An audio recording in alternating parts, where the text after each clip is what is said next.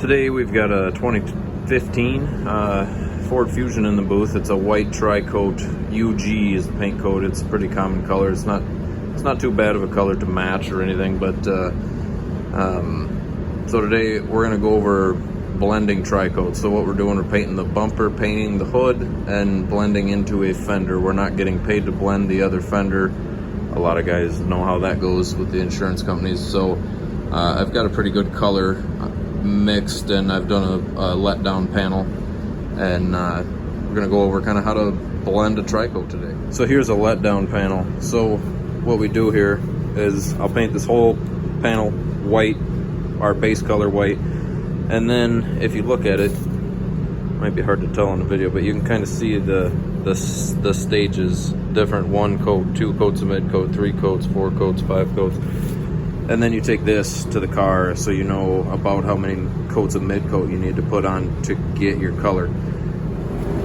So on plastic bumper covers, we use a water-based cleaner and then wipe down with a anti-static wipe. And then even if the bumper is primed, it's not bare plastic, I always like to use an adhesion promoter and also flex your sealer just for longevity. So if you look at this adhesion promoter, I sprayed a little in the cap here. You can see there's some pearl in it, and why that is if it's just clear, it's it's hard to see if they're doing a test, if you have a warranty issue with the paint company. So they do that so they can tell if you used it, is what I've been told. So now I've got my sealer on. I went with a Value Shade 3 on this. I like to see the white over my sealer. I like to see the base. I don't like to use a white sealer. I always put a touch of gray in it. So now I've got my sealer on. Now in my blend panel, in my fender, I'm going to use DBC 500. This is a wet bed, mid-coat clear, they might call it.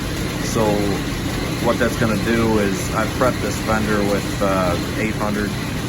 And what this is going to do is basically a clear base coat. It's gonna kind of fill in those 800 scratches and allow those pearls in my tri-coat to lay out better, and it's just a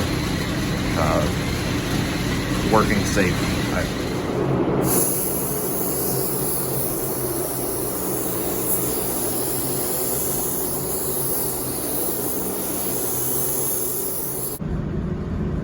So now we've got our DBC 500 on. I'm going to go in and spray the white base, and when I do this, I'm going to keep my blend really small with this first coat around my sealer, and that I'm basically just going to do a real tight little blend right off of the sealer.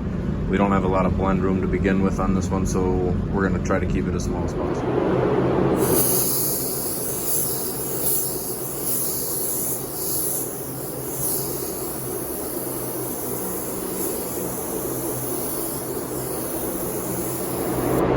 As you can see, it's coming out pretty clean, but there is a couple little nibs I want to hit while I got 1 coat of base on, because base sands a lot better than sealer.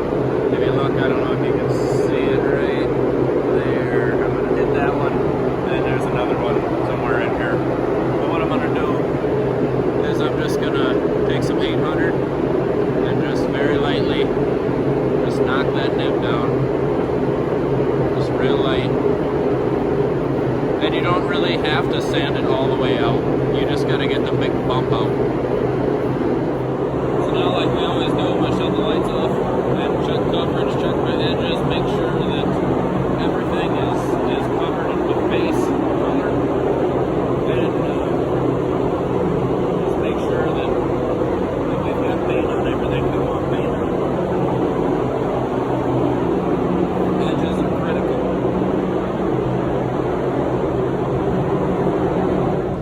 So this is where some guys start getting a little worried, is we're going to start putting some tri-coat, some mid-coat on here. So my first step, what I like to do is take my reduced base and my reduced mid-coat and mix them 1-to-1 together.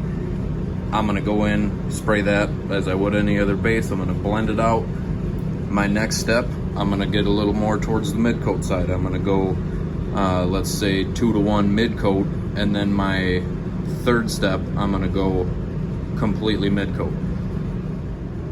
So what that's going to do for us is it's going to really soften our blend edge. If you come in, if you got this is a pretty forgiving white tri-coat, but if you got something like I don't know, PV, a Ford PV I think it is, it's a really creamy, really deep tri-coat, where your tri-coat is really making your color a lot more than in this particular color.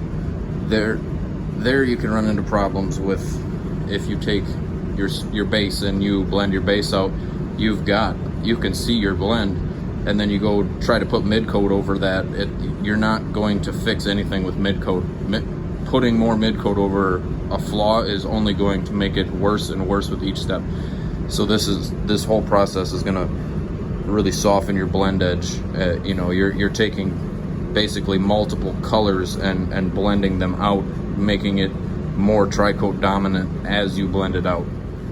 So once we start using mid coat, even in the 1-to-1 with our base color, we're gonna switch to 895 reducer, 95 high temp, whatever brand paint line you're using, use the hot temperature reducer. What that's going to do is your panel's gonna stay wet longer. It's gonna help you avoid striping and modeling. It's gonna let the metallics lay out better, because if I go, my panel is 70 degrees in there with airflow, 15 degree rule, I should be using roughly 85 degree reducer, but I always use 95. Slow is fast, fast is slow in painting, as you've heard me say before. So we're getting ready to clear, but I just want to tell you guys, when